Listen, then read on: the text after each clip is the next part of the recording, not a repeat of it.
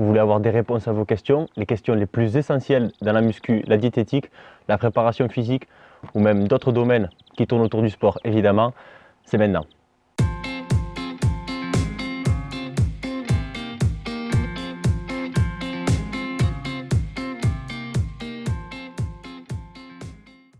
Bonjour à tous et bienvenue sur Xperf Santé pour une nouvelle vidéo. Je m'appelle Lejeune Denis, je suis préparateur physique, nutritionniste. Et aujourd'hui, on va faire un petit peu de vrai-faux. C'est-à-dire que vous m'avez envoyé des questions suite à une demande que je vous ai fait sur les réseaux, notamment Instagram. Et voilà, donc aujourd'hui, je vais essayer d'y répondre de la manière la plus simple possible. C'est des questions les plus essentielles que vous avez. Tout le monde va s'y retrouver. Donc je vous invite à écouter, puis à partager, à essayer de voir ensemble dans les commentaires peut-être de la vidéo ce que vous en avez pensé et les suggestions que vous en avez. Donc voilà, on est parti. J'ai mon ordinateur, tout est prêt et on y va. Alors première question, une question de Pierrick. J'ai pas de courbature, est-ce que ça veut dire que je ne prends pas de muscle? Bien évidemment, les courbatures ne sont pas indispensables. C'est pas quelque chose où vous devez forcément être accroché. Quand vous faites du sport, forcément, il y a des lésions musculaires qui se font, mais ce n'est pas forcément l'essentiel de la lésion. C'est-à-dire que le corps va devoir s'adapter à l'effort et au stress que vous lui mettez. Donc du stress métabolique ou du stress mécanique, mais dans tous les cas, il faut stresser pour progresser. Le corps va s'adapter à cette progression, à ce stress, il va essayer de s'adapter et de faire au mieux pour qu'à la séance d'après, bien évidemment, le corps soit plus fort et soit prêt à résister au stress que vous allez lui mettre une nouvelle fois. Mais les courbatures ne sont pas un signe de progression. Par exemple, si on prend un coureur de fond, il court, il progresse, il fait ses séances, il a une bonne programmation, il progresse. Voilà, il n'y a pas de problème. Par contre, ça ne veut pas dire qu'à chaque fois qu'il rentre chez lui, le lendemain et le surlendemain, il ne peut plus marcher. Voilà, donc c'est quelque chose à prendre à la légère, ça dépend des efforts que vous faites, ça dépend du sport que vous pratiquez, mais en tout cas, les courbatures ne sont bien évidemment pas indispensables à la progression. Ah, du cardio. Le cardio fait-il maigrir? Ça, c'est une question de Pauline. Donc, faux, archi faux. Le cardio ne fait pas maigrir en lui-même. Attendez avant de me taper sur les doigts. Ce n'est pas le cardio qui fait maigrir, c'est bien évidemment l'activité physique que vous allez faire. C'est-à-dire que si à un moment donné, vous voulez perdre du poids, vous vous dites, je fais courir, je fais comme tout le monde, je vais courir. C'est bien sûr quelque chose, une dépense énergétique que vous n'aviez pas avant et que vous rajoutez. Du coup, vous allez perdre du poids. Mais ce n'est pas exactement le cardio qui fait maigrir, puisque ce n'est pas l'activité qui fait le plus perdre de poids. Donc ce n'est pas le cardio qui fait maigrir, mais c'est bien évidemment la dépense énergétique que vous rajoutez qui vous fait maigrir. C'est une histoire de balance énergétique. En fait, c'est dépenser plus que ce que vous apportez à votre corps. C'est juste ça qui va faire que vous allez pouvoir perdre du poids. Donc ce n'est pas le cardio qui fait maigrir, mais bien évidemment l'activité physique que vous mettez sur votre corps. Troisième question. C'est une question un peu plus de muscu. J'ai eu pas mal de questions de muscu, ce qui était un peu bizarre parce que je suis plus spécialisé dans la perte de poids, mais c'est cool aussi. Est-ce que c'est bon de manger des glucides le soir? Il n'y a pas de bonne ou mauvaise réponse en fait. C'est surtout en fonction de votre goût. Il n'y a pas de vraie étude ou de vraie sortie sur ça. Les glucides le soir ne sont pas plus mauvais que les glucides le midi. C'est-à-dire que, comme pour la question d'avant, c'est toujours question d'apport énergétique. Il n'y a pas de raison que manger vos glucides le soir, ça vous fasse prendre du poids ou ça vous évite de perdre du poids, de perdre de la masse grasse. Ça, c'est une fausse idée. Bien évidemment, c'est vos apports énergétiques qui font ça. Donc, si vos apports journaliers, vos apports quotidiens de calories sont bien calés, vous pouvez bien évidemment, si ça vous fait plaisir, manger 200 grammes de pâtes le soir. Il n'y a pas de problème. Par contre, si c'est 200 grammes le midi, 200 grammes le soir, et que vous faites 1m60 pour 55 kg, il y a un problème. Voilà. Il faut que vos apports journaliers soient en corrélation avec votre objectif aussi. Mais bien évidemment, si votre goût, c'est de vous mettre 200 grammes de pâtes le soir, mangez 200 grammes. Par contre, il faut que vos apports journaliers soient en corrélation avec ces 200 grammes de pâtes. Pas faire n'importe quoi. Alors, une question que j'adore. Est-ce que te suivre sur les réseaux sociaux, ça me fait progresser? Bien évidemment. C'est une évidence, même pas besoin de répondre. Alors, en musculation, est-ce que la stagnation est-elle inévitable? Question de Rémi. Est-ce que la stagnation est-elle inévitable? Bien sûr que non, c'est pas inévitable la stagnation. Qu'est-ce que je dis non? Non, non, la stagnation est inévitable, c'est une belle bêtise. On peut l'éviter cette stagnation en ayant une bonne programmation, une bonne diète et tout ce qui va bien. Après, la stagnation, il faut voir stagnation et stagnation. Si vous êtes débutant, ça fait 2 mois que vous faites de la musculation, vous stagnez, évidemment, je vous invite à revoir votre programmation, revoir votre diète, c'est qu'il y a sûrement un problème. Et revoir vos tempos de mouvement, votre exécution, c'est qu'il y a forcément un problème. Par contre, si ça fait 6 ans que vous faites de la musculation et que vous pensez que vous stagnez, alors que votre programmation est plutôt très bonne, votre alimentation, vous y faites attention, vous faites ce qu'il faut, vos exécutions sont très bonnes, c'est peut-être pas de la stagnation, c'est juste que le degré d'évolution n'est plus le même, c'est que vous n'êtes plus débutant. C'est-à-dire que, par exemple, moi, ça va faire, on va pas trop en faire, mais ça va quasiment faire 12 ans que je fais de la musculation. Si je prenais à chaque fois ou à chaque mois, je me disais j'ai pris 500 grammes de muscle, oh, je suis fou, hein. Même à l'année, je prends 500 grammes de muscle, c'est très bien. Mais donc du coup, il faut rapporter un petit peu ce rapport de progression et de prise de muscle à notre niveau aussi. C'est-à-dire que si à un moment on stagne parce qu'on est débutant, c'est qu'il y a un gros problème. Par contre, si on n'arrive plus à voir les résultats parce que la progression est beaucoup plus longue, mais c'est pas grave.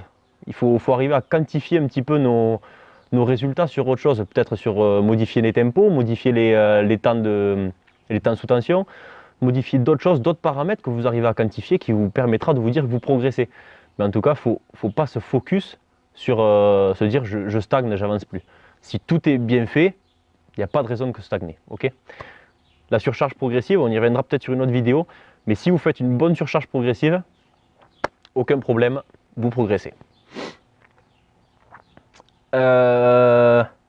Question suivante, question de Chloé. Est-ce qu'on peut perdre du poids juste en mangeant plus de protéines? Donc là, on en vient un petit peu sur les régimes hyperprotéinés. Oui, on va perdre du poids si on mange plus de protéines, mais c'est un problème un peu plus général. Il faut prendre un petit peu plus de recul sur cette question. C'est-à-dire qu'on peut perdre du gras, perdre de la masse grasse, si nos apports énergétiques, encore une fois, sont beaucoup plus bas que ce qu'on dépense. Voilà, c'est tout. On perdra du gras. Après, il y a pas mal de méta-études donc c'est une synthèse de plusieurs études, des méta-études qui montrent que la répartition des macronutriments n'est pas si fondamentale que ça pour perdre du poids. C'est-à-dire qu'on peut avoir peut-être une répartition de 40-30-30, c'est-à-dire 40 grammes de glucides, 30 grammes de protéines, 30 grammes de lipides. Et quelqu'un qui va peut-être prendre 60 grammes de glucides, je vous dis une bêtise, mais 60 grammes de glucides, 20 grammes de lipides et 20 grammes de protéines, et qui va absolument perdre du poids, tout comme celui qui est en 40-30-30. Il n'y a aucun problème à ça. Voilà. Après, je dirais que le problème est peut-être plus à prendre à la légère avec les personnes qui sont peut-être plus atteintes de pathologies comme l'anémie ou même des grosses surcharges pondérales, des grosses obésités. Je pense que là, quand même, le problème est plus à prendre au sérieux, surtout sur la répartition des macronutriments. Mais en tout cas, ne faites pas un focus sur votre répartition. Ne vous dites pas je vais manger plus de protéines parce que j'ai vu ça sur internet, le régime hyperprotéiné ça fait perdre du poids. Non, non, c'est juste que vous avez plus de protéines. Par contre, les autres macronutriments sont peut-être lésés, c'est-à-dire qu'il y a moins de glucides et vous avez moins de lipides. Donc voilà, c'est juste ce rapport-là. Vos apports énergétiques sont moindres, vous perdez du poids. Ce n'est pas forcément le plus de protéines qui vous fait perdre du poids, c'est votre apport énergétique. Voilà, c'est tout. Mais en tout cas, avant de vous focus sur la répartition des macronutriments, faites en fonction de vos goûts, faites de l'hypocalorie, c'est-à-dire moins de calories que ce que vous avez besoin, et vous perdrez du gras sans problème. Question géniale. Peut-on transformer la graisse en muscle? What the fuck? La graisse en muscle? Non, non. La graisse, c'est du tissu adipeux, okay, c'est tout simplement des cellules graisseuses, c'est des adipocytes. Okay, et tout ça, c'est situé sous la peau, donc rien à voir avec les muscles. Et les tissus musculaires, ça n'a rien à voir avec le tissu adipeux. Voilà. Et puis, sans compter que la graisse, c'est un apport, en gros, on peut s'en servir comme énergie. C'est-à-dire que si on l'utilise, la graisse, on va la brûler, si on l'utilise. Tandis que les muscles, ils n'utilisent pas, c'est pas de l'énergie en fait. Les muscles, eux, c'est plus, comment dire, ils ont besoin d'acides aminés pour se faire, ok, des protéines, tout ça. Donc ça n'a rien à voir avec la graisse. Vous n'allez pas pouvoir transformer de la graisse en muscle. Par contre, ce que vous allez pouvoir faire, c'est si vous avez une bonne diète, une bonne activité physique, vous allez pouvoir perdre de la graisse. Et si votre activité physique n'est pas que aller courir, évidemment, vous allez pouvoir faire de la masse musculaire, travailler votre muscle et faire en sorte d'avoir plus de masse musculaire. Ça, c'est possible. Donc on peut perdre du gras et prendre du muscle. Par contre, la graisse, ça ne se transforme pas en muscle. Ça, c'est vraiment une fausse idée. Vous pouvez l'oublier directement. Autre question, toujours sur l'alimentation, dis donc. Est-ce qu'enlever le gras de l'alimentation veut dire perdre du poids? Donc là, je pense que c'est un rapport un petit peu avec le marketing du 0%, et moi je mange mon yaourt 0%, et j'ai mon jambon, il est avec 25% de sel à moins. Ok, ben non, c'est que du marketing. Ok, donc arrêtez de vous dire je mange du 0%, c'est simplement des calories vides. Ce que je vous invite à faire, c'est apprendre à lire les étiquettes. Ok, apprendre à lire les étiquettes de ce que vous mangez, ça vous permettra de savoir ce que vous ingérez.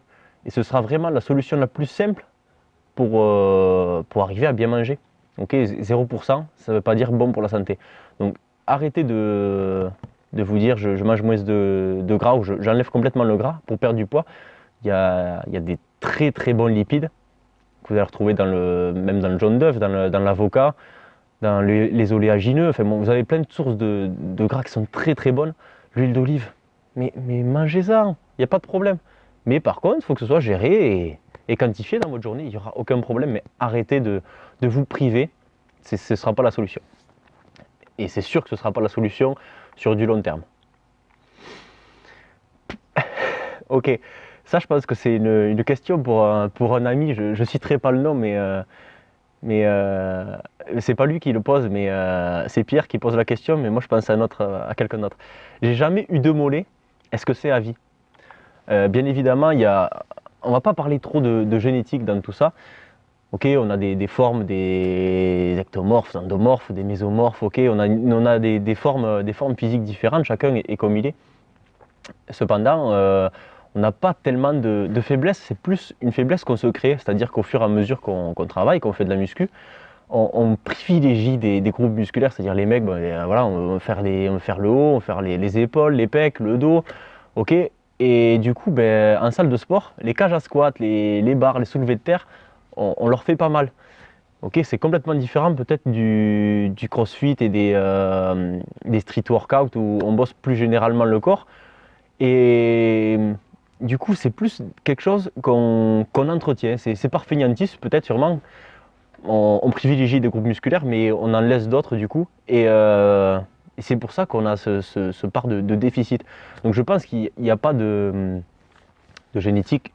Tu peux avoir des bons mollets, cependant, ce serait bien de se concentrer un peu plus sur ta séance, c'est-à-dire que à un moment donné, si dans ta séance, tu matraques tes cuisses, tu fais du leg, de la presse, du squat, du soulevé de terre, tu les matraques tes cuisses, et puis tu passes les 10 dernières minutes de ta séance à faire tes mollets sur quelque chose, peut-être que tu commences à discuter avec tes potes parce que voilà, la séance, ça fait 45 minutes que tu y es, c'est bon, tu en as assez.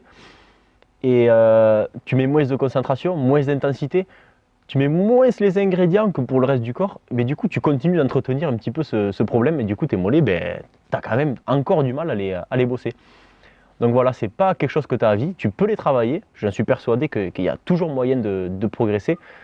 Par contre, c'est peut-être quelque chose qui est sur du long terme. Ça fait peut-être longtemps que tu ne les as pas bossés, et puis ça va prendre longtemps de rattraper un petit peu les déséquilibres.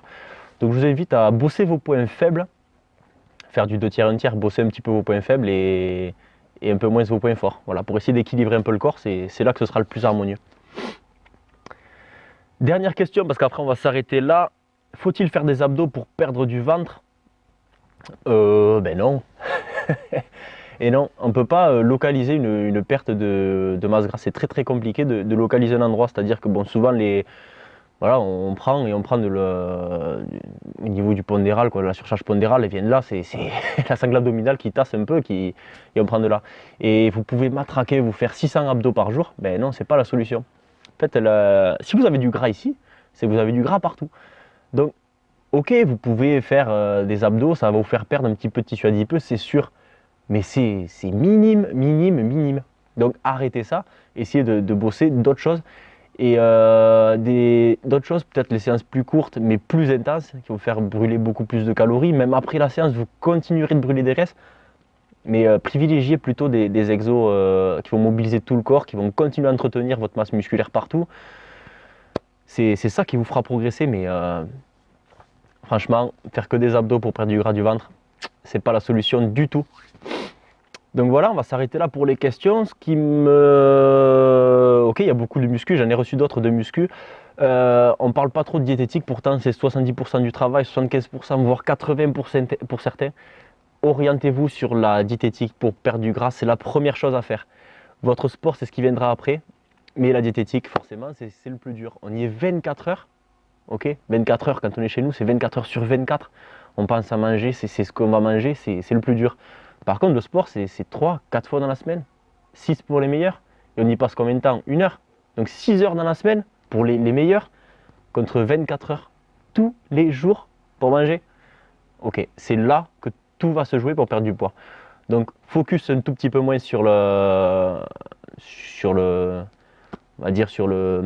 vos séances, et focus un peu plus sur l'alimentation si vous voulez perdre du gras et même si vous voulez progresser en musculation. La programmation viendra après. Alimentation, sportif, et ensuite on parlera du reste, des petits détails de programmation, des petits détails de programmation dans la diète, la micronutrition, tout ça, ça vient largement après. Prenez le problème plus général et affinez au fur et à mesure. Du général et on affine et tout va fonctionner. Donc voilà, c'est tout pour la vidéo d'aujourd'hui sur le vrai faux. J'espère que ça vous a plu. Envoyez-moi vos questions en commentaire, même sur les réseaux, je serai ravi de les avoir. Les suggestions que vous avez par rapport aux questions qu'on a eues aujourd'hui. Et c'était un plaisir, c'est cool. Donc si vous avez aimé, je vous invite vivement à mettre un pouce bleu, ça m'aide franchement pour la chaîne YouTube qui commence à peine à être faite. Vous pouvez vous abonner juste en cliquant ici ou par là, mais c'est surtout ici je crois que vous pouvez cliquer pour vous abonner. Ça m'aidera à être mieux référencé et à aider un petit peu plus de personnes. En tout cas, c'était bien cool. Voilà. Merci d'avoir regardé, puis on se retrouve bientôt pour une nouvelle vidéo sur Xperf Santé. Allez, des bisous.